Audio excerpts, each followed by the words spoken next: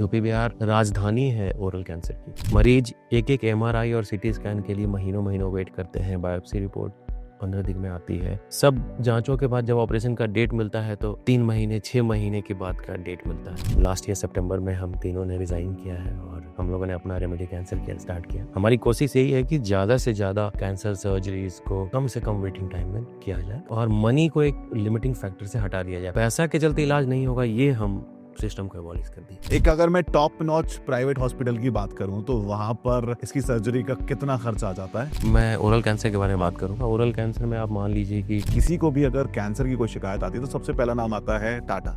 तो हम क्यों दूसरा टाटा डेवलप नहीं कर पा रहे? तो कभी कभी क्या होता है कि सर मैन पावर है तो स्किल्स नहीं है, स्किल्स हैं तो लोग प्रेफर करते हैं कि उसकी वैल्यू फॉर मनी में हम कॉर्पोरेट ज्वाइन करें और ऐसा सेंटर ज्वाइन करें जहाँ पे वी आर वेल पेड।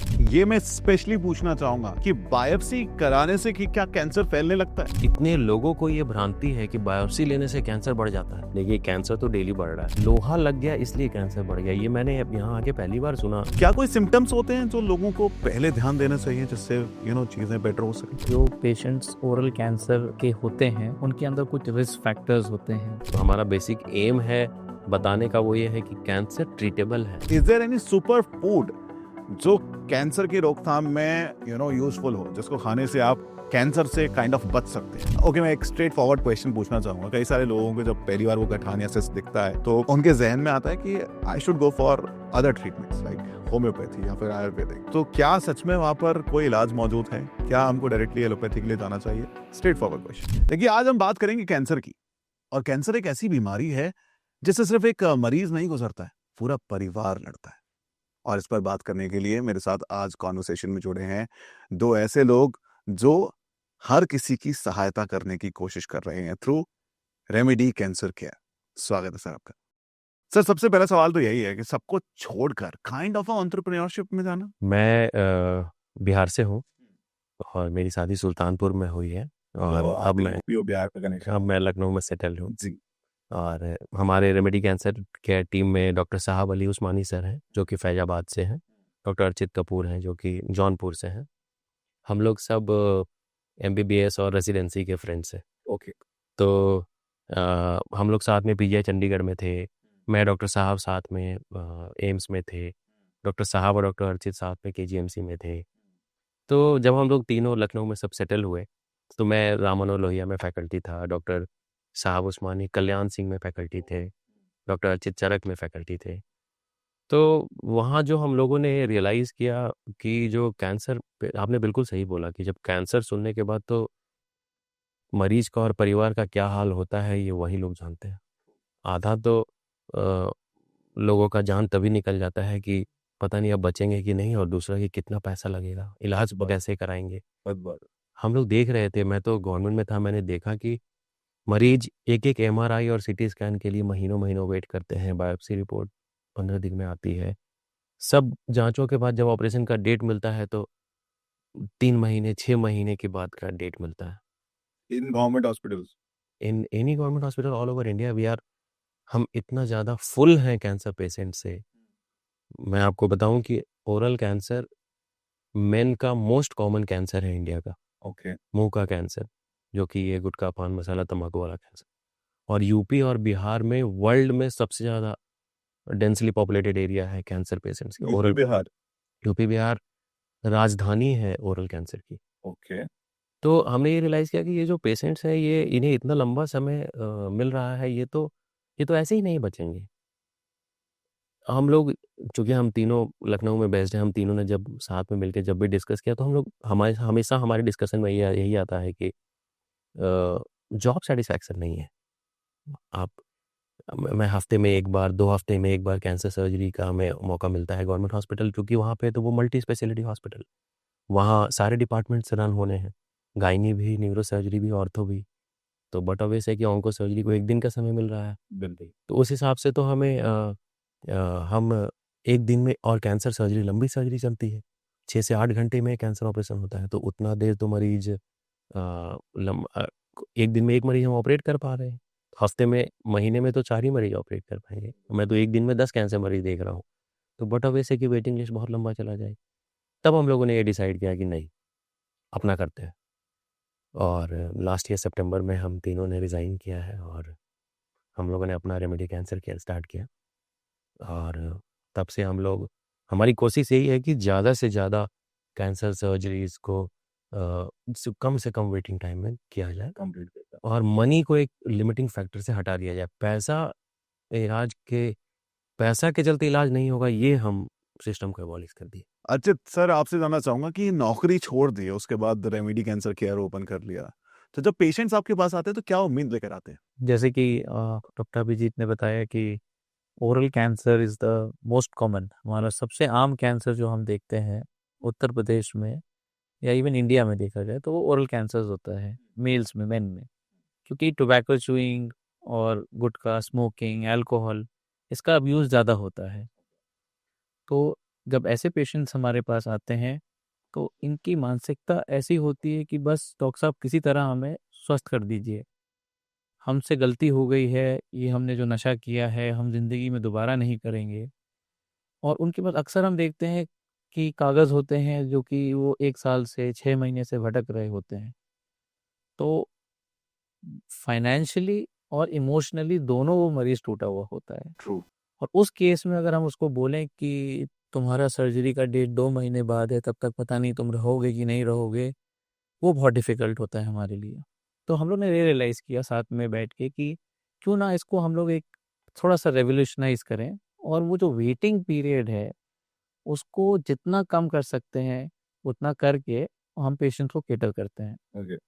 और जहाँ तक कॉस्ट की बात आई है, तो जैसा कि अभी डिस्कशन में हमारे चल ही रहा है कि cost should not be the factor to refuse treatment. हमने पैसा का as a factor to refuse treatment is not our motto. अच्छा, हेड एंड नेक के जब कैंसर की स्पेशली मैं बात करूं तो क्या चार्जेस आता है इसके ट्रीटमेंट को लेकर, एंड वर्सेस आप कितना चार्ज करते हैं उसको लेकर? हम लोग जो कैंसर सर्जरीज़ कर रहे हैं, हम लोग आयुष्मान भारत और मुख्यमंत्री राहत कोष, पंडित दीनदयाल उपाध्याय, इन सब से फ्री में सर्जरीज़ कर रहे हैं। तो पेशेंट के पास अगर ये कार्ड्स हैं या इसकी सुविधा है, तो पेशेंट से एक भी पैसा नहीं लिया जाता है। ओके। एक अगर मैं टॉप नॉच प्राइवेट हॉस्पिटल की बात करूं तो वहां पर इसकी सर्जरी का कितना खर्च आ जाता है, और उसके बाद हम लोग कैसे कर पाते हैं इन जस्ट आयुष्मान कार्ड के उस पर्टिकुलर ब्रैकेट के अंदर? सर, आयुष्मान में कैंसर सर्जरी यूपी में गवर्नमेंट हॉस्पिटल छोड़ के प्राइवेट में बहुत ही लिमिटेड स्टेटस में हो रहा है। क्यों? सर, सर्जरी में कॉस्टिंग जो आती है उसमें 50% से ज़्यादा कॉस्ट तो आपका सर्जरी के दिन ही, मतलब जो टोटल बजट होता है 100 अगर बजट है तो 50-60% तो ओटी के दिन ही खर्च हो जाता है। ओटी में दवाइयाँ, सर्जन, एनेस्थीसिया, आईसीयू, जिसने जो भी चार्जेस होते हैं। मैं ओरल कैंसर के बारे में बात करूँगा। ओरल कैंसर में आप मान लीजिए कि 6 लाख भी कम से कम में होता है, 10 लाख तक भी जाता है, 8 लाख में भी जाता है। Then how you guys are managing in this? Sir, Ayushman में पैकेज तो लिमिटेड है, फिक्स्ड है। ठीक है। कि भाई एक ओरल कैंसर कर रहे हैं तो आपको एक 1.5 लाख रुपया, 1 लाख रुपया इसी में आपका इलाज करना है भाई। बट हम सर्जन हैं, तो हम लोगों ने जब हम बैठ के प्लानिंग की कि हम कैसे ट्रीटमेंट करेंगे पेशेंट का, तो हम लोगों ने रियलाइज़ किया कि जो मेन सर्जिकल कॉस्ट जो जैसे मैंने बताया 50-60% डे 1 पे ही आता है, उसको तो हमें सर्जन चार्ज नहीं है, हमारी टीम में एनेस्थेटिस्ट हैं तो एनेस्थीसिया चार्ज नहीं है, और हम अच्छी जगह से ट्रेंड हैं। मैं पीजीआई चंडीगढ़ से, एम्स से हूँ, डॉक्टर साहब पीजीआई से, डॉक्टर साहब भी पीजीआई से। तो हम सर्जरी को लिमिटेड समय में कम से कम ब्लड लॉस के साथ, मिनिमम कॉम्प्लिकेशन के साथ परफॉर्म कर लेते हैं।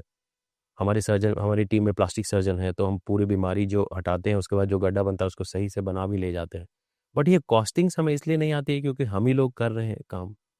तो उसमें ये बेनिफिट हो रहा है कि हमें जो बेसिकली चार्जेस होते हैं वो दवाई और हॉस्पिटल के बेड चार्जेस में होते हैं, और जो बच जाता है फिर वो उससे हम अपने लाइक अपने ऑर्गेनाइजेशन तो मतलब कहीं ना कहीं ये बेनिफिट पेशेंट के लिए ज्यादा है because you have a good team. अच्छा, कितने डॉक्टर्स हैं हमारी टीम में? सर, हम लोग जैसे मैंने बताया, हम 3 लोगों ने मिलकर शुरू किया था। मैं, doctor Abhijit Singh, doctor Archit Kapoor, doctor Sahab Usmani, और हमारे पास 3 और डॉक्टर साहब जुड़ गए हैं, डॉक्टर आकाश राजपूत, डॉक्टर सुनील कुमार सिंह और डॉक्टर सुब्रा शर्मा। ओह। हम लोग लाइक माइंडेड लोगों को जोड़ रहे हैं। हम कोऑपरेट माइंडसेट के साथ नहीं हैं, और हम सब लोग 35 to 40 एज ग्रुप में हैं, मे बी 5-10 ईयर्स जस्ट हमने मेडिकल स्कूल से पास किया हुआ है। हम लोग का बेसिक जो फंक्शनिंग आइडियोलॉजी है वो यही है कि हम ज़्यादा से ज़्यादा कैंसर पेशेंट्स को ट्रीट करें। मार्जिन हमें कम ही रहेगा, बट वो ज़्यादा नंबर ऑफ पेशेंट ट्रीट करने से हम आराम से अपने एक बजटिंग कर लेंगे, हम अपने ऑर्गेनाइजेशन को रन कर पाएंगे। अच्छा, एक ऑर्गेनाइजेशन से याद आया, एक भरोसा डेवलप करना बहुत ज़रूरी होता है। अगर आप पूरे देश भर में देखें, जब आप कैंसर की स्पेशली बात करते हैं, चाहे फिर उत्तर प्रदेश की बात करें, मध्य प्रदेश की बात करें, छत्तीसगढ़, इवन आप पूरे देश भर में किसी भी स्टेट की बात करें, एक भरोसा डेवलप किया है टाटा ने। मतलब किसी को भी अगर कैंसर की कोई शिकायत आती है तो सबसे पहला नाम आता है टाटा। तो हम क्यों दूसरा टाटा डेवलप नहीं कर पा रहे? सर टाटा ने जो वर्क किया है वो उन्होंने अगेन सेम कि पेशेंट पे फाइनेंशियल लोड ना पड़ के एंड वर्ल्ड क्लास ट्रीटमेंट दिया है पेशेंट्स को in the field of cancer. उसको रेप्लिकेट करने के लिए हमें मैन पावर, स्किल्स और टाइम चाहिए होगा सर उसको। तो कभी कभी क्या होता है कि सर मैन पावर है तो स्किल्स नहीं है, स्किल्स हैं तो लोग प्रेफर करते हैं कि उसकी वैल्यू फॉर मनी में हम कॉर्पोरेट ज्वाइन करें और ऐसा सेंटर ज्वाइन करें जहाँ पे वी आर वेल पेड। तो इसी चीज़ को रेवोल्यूशनाइज करने के लिए what we have done is कि हम तीनों जो कि एक रिसेंटली जगहों से ट्रेंड है, हम लोग सर भी टाटा मेडिकल सेंटर में काम किया, मैं भी वहाँ पे 1 ईयर था, फिर पीजीआई चंडीगढ़ एंड एम्स से हम सब लोग ट्रेंड हैं। So we have the adequate skills. So we decided कि हम लोग ने एक दिन बैठा, हम लोगों ने सोचा कि क्यों नहीं हम लोग जब तीनों लोग मिल के काम करेंगे तो we will be doing more number of cases, they will be lesser complications. Lesser complication होगा तो पेशेंट का स्टे कम रहेगा, स्टे कम रहेगा तो कॉस्ट अपने आप रिडक्शन हो जाएगा। और जो सर्जन्स कॉस्ट है that is in our hand, we can decide we want X amount of money और वाई अमाउंट ऑफ मनी, तो हम कम रखेंगे उसको। तो उसमें हम लोग कम अमाउंट में ज़्यादा पेशेंट को केटर कर पाएंगे। एंड हमारा ऑब्जेक्टिव है कि with time, with the skills we have और with the number of patients, हमारी माउथ टू माउथ पब्लिसिटी लोग को पता रहे कि ये टीम एक ऐसी बैठी है जो कि टाटा जैसा एक लो कॉस्ट में अच्छा काम कर रही है। तो वो हमारा ऑब्जेक्टिव है फ्यूचर में बनाने का। सो उस प्लेटफॉर्म पे आने के लिए आई थिंक वो टाइम लगेगा हमें, but that is our final goal. अच्छा, जो भरोसा टाटा के ऊपर है लोगों को, आई गेस जो पेशेंट्स आपके साथ निकले हैं वही भरोसा अब वो भी आपको दे पा रहे हैं, रेमेडी कैंसर केयर की ओर लेकर जा पा रहे हैं। बिकॉज आई पर्सनल फील, जितना मैं कैंसर के साथ निकला हूँ, अपने परिवार के साथ निकला हूँ, कि आपको एक आपका स्पेशलिस्ट डॉक्टर आपके आसपास चाहिए होता है। कितना ज़रूरी होता है? सर कैंसर ट्रीटमेंट में बेसिकली जब पेशेंट को कैंसर होता है तो आगे कैसे प्रोसीड होता है, सबसे पहले तो हम एक बायोप्सी लेते हैं, उसमें पता चलता है कि भाई कैंसर है या कैंसर नहीं है तो किस तरह का कैंसर है। हाँ, ये इतने लोगों को ये भ्रांति है कि बायोप्सी लेने से कैंसर बढ़ जाता है। ये मैं स्पेशली पूछना चाहूंगा कि बायोप्सी कराने से कि क्या कैंसर फैलने लगता है? देखिए कैंसर तो डेली बढ़ रहा है। हाँ। हम लोग ऐसा है कि लोग बायोप्सी कराए, हम्म। उसके बाद ट्रीटमेंट नहीं कराए, ट्रीटमेंट में डिले कर दिए, और आगे जाके ये कहना कि हमने बायोप्सी करा लिया, लोहा लग गया इसलिए कैंसर बढ़ गया, ये मैंने अब यहाँ आके पहली बार सुना। देखिए मैं एम्स, पीजीआई और टाटा तीनों जगह रहा और मैंने सबसे ज़्यादा कैंसर वहाँ पे यूपी बिहार के ही ट्रीट किए, और मैं तीनों जगह में कहीं यूपी बिहार में नहीं था। चंडीगढ़, दिल्ली, ऋषिकेश, कोलकाता, हर जगह यूपी बिहार में नहीं है, लेकिन सबसे ज़्यादा पेशेंट हमारे यहाँ ही के थे। उसमें इशू ये है कि लोग ऐसा सोचते हैं कि बायोप्सी करा लेने से कैंसर बढ़ जाएगा, लोग छुपाते रहते हैं, कैंसर बढ़ते रहता है। अभी हमने टुकड़े की जांच की, पता चल गया कैंसर है कि नहीं है, हमने सिटी स्कैन, एमआरआई किया, देख लिया बीमारी कितनी फैली है, हमने एक स्टेजिंग कर ली, 1-2 में है, 3-4 में। अगर 1-2 है मतलब अर्ली स्टेज है, अर्ली स्टेज है तो ट्रीटमेंट भी छोटा है, केवल ऑपरेशन किए, बीमारी निकाले, अच्छी प्लास्टिक सर्जरी करके उस जगह को वापस वह पहले के जैसा बना दिया, मरीज एकदम ठीक हो गया। थोड़ा बड़ा स्टेज हो गया, 3-4 में चला गया तो फिर ऑपरेशन हुआ, सिकाई हुआ, कीमो हुआ, उसके बाद ही मरीज ठीक हो जाता है। छोटे स्टेज में ठीक होने का चांसेस 80-90% होता है, लेट स्टेज में थोड़ा स्टेज कम हो जाता है। सर जो आप ये टाटा वाली बात कर रहे हैं ना, हम लोग इसी एम से स्टार्ट किए हैं रेमेडी कि हम जो लोगों को टाटा जाना पड़ रहा है ना, हम वो डायरेक्शन मोड़ देंगे सर। हम इतना विश्वास बना देंगे लोगों में ना यहाँ पे कि लोगों को फिर बीमारी सुन के पहले तो टाटा या कहीं और भागने की जरूरत नहीं पड़ेगी। कैंसर में देखिए सर, एक और बहुत इंपॉर्टेंट बात मैं बताने जा रहा हूँ, बाकी बीमारियों में ऑपरेशन हो गया और डॉक्टर और मरीज का रिश्ता खत्म हो गया। हाइड्रोसिल का ऑपरेशन हो गया, मरीज ठीक हो गया। गॉल ब्लैडर में स्टोन था, गॉल ब्लैडर निकल गया, मरीज ठीक हो गया। फिर डॉक्टर और मरीज को कभी नहीं मिलना। कैंसर में सर्जरी से डॉक्टर और मरीज का रिश्ता स्टार्ट होता है सर, क्योंकि अब जब एक बार उसने कैंसर सर्जरी करा लिया तो अब वो लाइफ लॉन्ग हमारे फॉलोअप पे रहेंगे। ट्रू। हम लोगों ने जो फाइल बनाई है उसमें हम लोगों का पर्सनल नंबर प्रिंटेड है सर, ओके। पर्सनल नंबर, कि आपको कभी भी, हालांकि हमारे पास बहुत सारे सहायता के नंबर हैं, बट फाइल में personally doctor Abhijit, doctor Archit और डॉक्टर साहब के फ़ोन नंबर और ईमेल आईडी पर हमने फाइल में प्रिंट करा दिया है कि आपको मांगने की जरूरत नहीं पड़ेगी। डॉक्टर साहब का नंबर मिलेगा क्या? मिलेगा क्या, क्योंकि आपको तो जरूरत पड़ेगी और मरीज हम लोग को फ़ोन करते भी हैं पूरे दिन। और क्योंकि कैंसर में तो हम जब पूरा इलाज खत्म हो गया तो शुरुआती पहले साल में कैंसर को, 2 साल में कैंसर को दोबारा आने का रिस्क ज़्यादा होता है, तो हम रेगुलर फॉलोअप में रखते हैं सर। अच्छा, मैं ये जानना चाहूंगा कि रेमेडी कैंसर केयर आपके साथ कहाँ कहाँ पर स्थित है? सर हम लोग प्राइमरी तो लखनऊ में सर्जरीज करते हैं। अभी तो हम जगरानी हॉस्पिटल में बेस्ड जी। हैं, और जगरानी हॉस्पिटल में हम लोग कैंसर सर्जरी करते हैं। मंडे टू फ्राइडे हम लोग काम करते हैं सर, सैटरडे हम लोग ऑफ रखते हैं। ऑफ मतलब सर्जरीज नहीं करते हैं, बाकी एडमिनिस्ट्रेटिव काम तो Follow-ups सारा करते हैं। फॉलो तो रहते हैं। संडेज को हम लोग पेरीफेरी में जाते हैं सर। ओके। मैं सुल्तानपुर जाता हूँ, डॉक्टर अर्चित जौनपुर जाते हैं, डॉक्टर साहब उस्मानी फैजाबाद जाते हैं, अपने अपने होम टाउन। अपने अपने होम टाउन जाते हैं। प्लस हम लोगों ने 3 और जो डॉक्टर साहब लोगों को रखा है वो लोग भी, कोई लखीमपुर जाते हैं, कोई हरदोई जाते हैं, कोई रायबरेली जाते हैं, और हम धीरे धीरे पेरिफेरल ओपीडी इसको बढ़ा रहे हैं। हम ऐसा सोचते हैं कि भैया सर्जरी आपने आके लखनऊ में करा लिया, बाकी का सारा फॉलो अप आप अपने पेरिफेरल ओपीडी में करा लीजिए, क्योंकि आप बार बार टाटा मुंबई तो नहीं जा पाएंगे, सही बात। आप बार बार एम्स दिल्ली तो नहीं जा पाएंगे, आप इलाज वहाँ करा भी ले रहे हैं। तो हम चाहते हैं कि रेगुलर फॉलो अप आपने यहाँ, यहाँ। टाँके वहाँ कट गए, डॉक्टर साहब वहाँ पे हर बार आपको मिल गए, उससे ये होगा कि लॉन्ग टर्म हमारा और मरीज का कनेक्शन भी बना रहेगा। अगर लोग दोबारा, एक्चुअली लोग पूछते भी हैं कि दोबारा होने का क्या रिस्क है। लोग अगर गुटखा पान मसाला तम्बाकू, बहुत सारे लोग स्टार्ट दोबारा कर देते हैं, क्योंकि ये बहुत ज़रूरी है कि जब वो रेगुलर फॉलोअप में रहते हैं, हम लोग हर बार इस बात को दोबारा फैमिली को और उनको रिट्रेट करते हैं कि वो दर्द याद है ना जब पहली बार पता चला था कि कैंसर हुआ था, तो दोबारा नहीं स्टार्ट करना है। हम फैमिली को बहुत प्राइम करते हैं कि आपको एकदम स्ट्रिक्ट रहना है, वाइफ को, बच्चों को, कि ये दोबारा नशा अगर करेंगे तो इनको दोबारा रिस्क होने का दोबारा रहेगा। Archit sir, I have a question for you. Specially मैं बात करूं ओरल कैंसर की, तो लोगों का अक्सर ये रहता है कि बहुत लेट पता चला, बहुत देर हो गई थी जब तक पता चला। तो क्या कोई सिम्टम्स होते हैं जो लोगों को पहले ध्यान देना चाहिए जिससे चीजें बेटर हो सकें? सर मैं ये बोलना चाहूँगा कि जो पेशेंट्स ओरल कैंसर के होते हैं उनके अंदर कुछ रिस्क फैक्टर्स होते हैं, तो स्पेसिफिकली उन पेशेंट्स को या उन लोगों को ज़्यादा केयरफुल या सतर्क रहने की ज़रूरत होती है। जैसे वो लोग जो कि गुटखा, बीड़ी, पान मसाला, दारू या स्मोकिंग करते हैं। ये पेशेंट्स वो क्लैन है जिनमें ओरल कैंसर होने का रिस्क ज़्यादा होता है। तो ऐसे पेशेंट्स को सबसे पहले तो ऐसी चीज़ों का सेवन नहीं करना चाहिए एंड दे शुड स्टॉप। जिस दिन से उस पे पैकेट पे भी लिखा रहता है सारा रिस्क फैक्टर है, तो पेशेंट को नहीं करना चाहिए।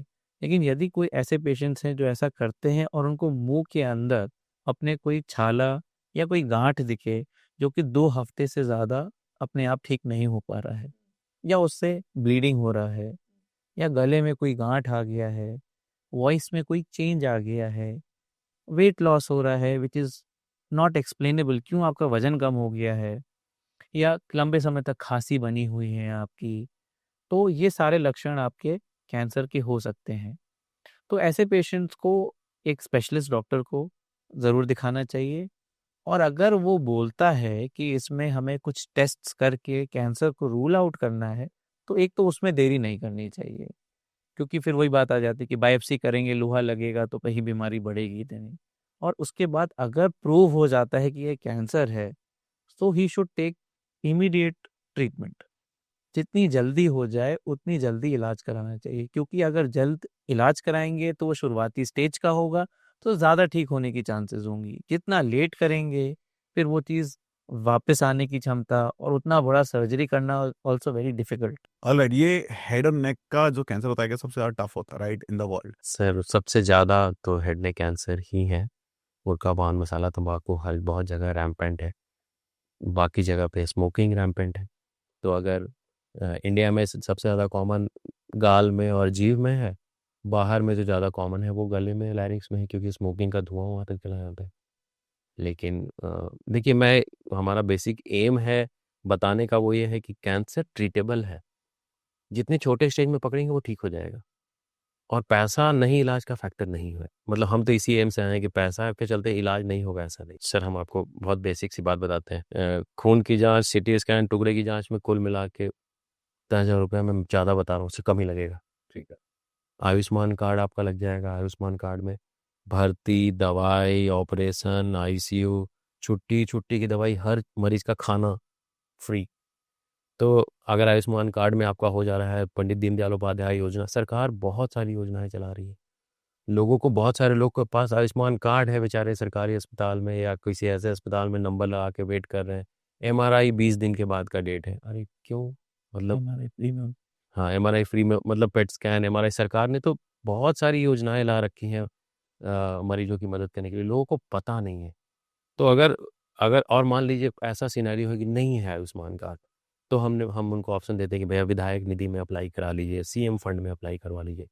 हाँ, कुछ दिन लगता है, हालांकि माननीय योगी जी ने तो बहुत ही स्ट्रिक्ट कर दिया है सीएम फंड में, कि हम देखते हैं कि बहुत ही जल्दी कैंसर मरीजों के लिए पैसे रिलीज हो जाते हैं।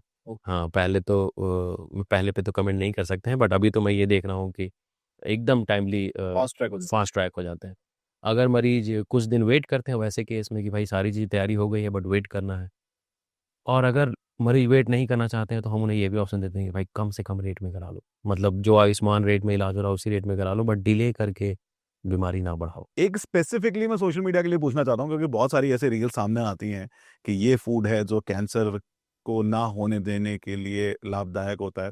तो मैं आपसे जानना चाहूंगा कि is there any super food जो कैंसर की रोकथाम में यूजफुल हो, जिसको खाने से आप कैंसर से काइंड ऑफ बच सकते हैं? मैं सुपर फूड के बारे में तो नहीं जानता हूँ, बट मैं ये ज़रूर बोलना चाहूँगा कि नेचुरल चीज़ें जो हैं, स्पेसिफिकली बोला जाए तो हल्दी। हल्दी एक ऐसी चीज़ है जिसके अंदर नेचुरली एंटी कैंसर प्रॉपर्टीज़ पाई गई हैं। तो उसका इनटेक अगर हम लोग नॉर्मल डाइट में भी बढ़ा लेते हैं, so that has got really good implications. वो काफ़ी कैंसर के खिलाफ प्रोटेक्टिव मानी जाती है। और कई बार वो एंटीऑक्सीडेंट्स वगैरह जो टैबलेट्स हमारे पास हैं, या ओमेगा कैप्सूल्स, फिश ऑयल वगैरह capsules, they have scientifically been proven कि ये हमारे लिए कैंसर को फाइट करने में हेल्प करती है। बट एज सच बहुत कोई सुपर फूड, कोई प्रोटीन पाउडर और something, I would not be favouring और एडवाइसिंग कि ये चीज़ लेना चाहिए वगैरह। And bottom line is eat healthy, eat good, drink good, तो आप हेल्दी रहोगे। सो लोग अगर आपसे कनेक्ट होना चाहें तो हाउ वुड दे, मतलब कैसे वो आपके साथ जुड़ सकते हैं? सर हमारा रेमेडी कैंसर केयर आप गूगल पे सर्च करेंगे, हमारी वेबसाइट है, हमारे पास टोल फ्री नंबर है, हमारा ईमेल है, और आपके थ्रू कनेक्ट नहीं। लखनऊ में तो हम लोग जगरानी हॉस्पिटल है, टेढ़ी पुलिया के पास में, कल्याणपुर एक जगह है, टेढ़ी पुलिया और खुर्रम नगर चौराहे के बीच में। तो अभी तो हम लोग अपने पिछले 1 साल से तो वहीं पे ऑपरेट कर रहे हैं, और मैं आपको बताते हुए बहुत खुश हूँ कि इस बार 27 जुलाई को world head and neck cancer day पे हम लोगों ने 500 से ज़्यादा आयुष्मान के अंदर कैंसर मरीजों का इलाज किया। इसलिए हमें माननीय उप मुख्यमंत्री श्री ब्रजेश पाठक जी के द्वारा सम्मानित भी किया गया। ऑलराइट, 1 साल आपको पूरा हो गया, तो 1 साल में लगभग आपने कितने केसेस ट्रीट किए होंगे? I think we have done, जो डेटा है हमारे पास इज अराउंड 850 केसेस का 850 केसेस एक इन साल 1 में। ईयर। और एक बड़ा सरकारी अस्पताल 1 साल में कितने करता होगा? मैं तो राममनोहर लोहिया में था सर। आप ये देख सकते तो गवर्नमेंट हॉस्पिटल में अगर हम डेली एक भी ऑपरेशन कर रहे हैं तो हफ्ते के 30 हो गए, तो साल महीने के 30, महीने के 30 हो गए, हफ्ते के 360 हो गए, साल के 300, साल के 12×3 = 360। तो क्योंकि वो तो मल्टी स्पेशलिटी हॉस्पिटल, वहाँ तो सारे डिपार्टमेंट रन कर रहे हैं। तो मैं तो बता रहा हूँ, मुझे तो वहाँ पे, चूँकि उनकी भी गलती नहीं है, अगर गायनी का, ऑप्थेल का और सारी सर्जरी होनी है तो आपको ओटी भी तो भेजेगा। अच्छा, लास्टली आप क्या कहना चाहेंगे जितने भी हमारे व्यूअर्स और लिसनर्स आपको सुन रहे हैं? मैं ये कहना चाहूँगा कि कैंसर सुन के डरिए नहीं, और कैंसर को छुपाइए नहीं। अल्टरनेटिव ट्रीटमेंट लेने में और दर्द की दवाई खा लेने से कैंसर नहीं ठीक हो रहा है। और जब आप छुपाते रहते हैं, बीमारी थोड़ा लेट हो जाती है तो उसका इलाज भी मुश्किल हो जाता है। आज के डेट में इलाज संभव है, सर्जरी से पूरी तरह से बीमारी को निकाल देते हैं, जड़ से निकाल देते हैं, और उसको प्लास्टिक सर्जरी करके उस जगह को अच्छे से बना भी देते हैं। पैसा एक फैक्टर नहीं है इसके ट्रीटमेंट में, तो ये कोई बहुत बड़ा प्रॉब्लम नहीं है। तुरंत आपको टाटा एम्स दिल्ली और चंडीगढ़ भागने की ज़रूरत नहीं है। वहाँ से ट्रेंड हैं डॉक्टर जो आपके अपने शहर में हैं, आपके रेगुलर आप आगे कैंसर में भी फॉलोअप्स में आपको बहुत आसान रहेगा। तो मुझे लगता है कि ट्रस्ट फैक्टर है, अगर जैसे-जैसे लोग ट्रस्ट बढ़ाएँगे, जैसे-जैसे ट्रस्ट बढ़ेगा वैसे-वैसे टाटा की तरफ से डायरेक्शन हम अपनी तरफ मोड़ लेंगे। Remedy Cancer Care will be there. Okay, मैं एक स्ट्रेट फॉरवर्ड क्वेश्चन पूछना चाहूंगा। कई सारे लोगों को जब पहली बार वो गठान या सिस्ट दिखता है तो उनके जहन में आता है कि I should go for other treatments like homeopathy या फिर आयुर्वेदिक। तो क्या सच में वहां पर कोई इलाज मौजूद है? क्या हमको डायरेक्टली एलोपैथी के लिए जाना चाहिए? Straight forward question. देखिए, बायोप्सी कराना तो इज़ अ मस्ट, क्योंकि बायोप्सी कराने से एक तो बीमारी का पता लगता है कि वो कौन से टाइप का कैंसर है, किस एरिया का कैंसर है, और दूसरा वो मेडिको लीगल इम्पोर्टेंस भी रखता है कि अगर हमने आपको बिना बायोप्सी के कैंसर का ट्रीटमेंट दे दिया और मान लीजिए वो कैंसर नहीं है, तो हम तो गलत हो गए। इसीलिए बायोप्सी कराए बिना कैंसर का ट्रीटमेंट देना इज़ रॉन्ग।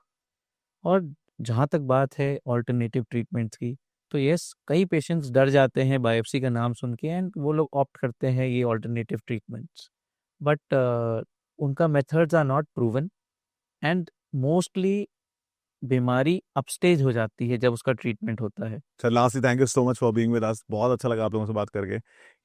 मतलब कई सारी चीज़ें ऐसी होती हैं जो जानना बेहद ज़रूरी होती हैं and remedy Cancer care is doing a great job. Sir हम लोग गवर्नमेंट से पढ़े, तो MBBS, MS, MCA पूरी पढ़ाई में हम लोगों को 10,000 रुपये भी खर्च नहीं हुए होंगे हमें। तो अगर हम नहीं देंगे तो कौन देगा? यही सोच के हम लोगों ने किया कि कम मार्जिन पे काम करेंगे, ज़्यादा लोगों को ठीक करेंगे, ब्रांड बनाएंगे। अच्छा जिसके लिए हमने पढ़ा है वो कर। जी जम के करेंगे सर। क्या और हाँ, नंबर बढ़ा के हम रेवेन्यू बढ़ाएंगे। सही।